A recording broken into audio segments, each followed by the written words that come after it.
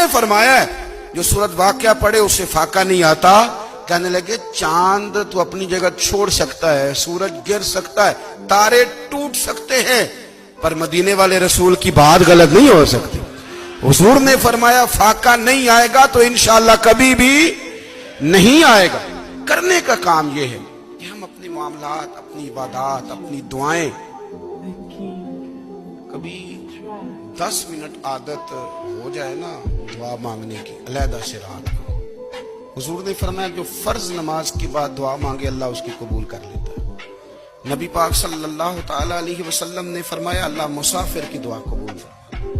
حضور نے فرمایا اللہ مظلوم کی دعا قبول فرماتا ہے. حضور نے فرمایا بیمار سے دعا کراؤ اللہ اس کی دعا قبول فرماتا ہے. میرے نبی پاک نے فرمایا ماں باپ جب بھی اولاد کے لیے ہاتھ اٹھائیں, ویسے تے بلے شاہ تو آسمانی اڈ دیا ہی پھڑ دیں, جہاں گھر بیٹھا انہوں پڑھیا ہی نہیں. حضور فرمانے لگے ماں باپ جب بھی اولاد کے لیے دعا فرمائیں اللہ ان کی دعا کو قبول کرتا ہے.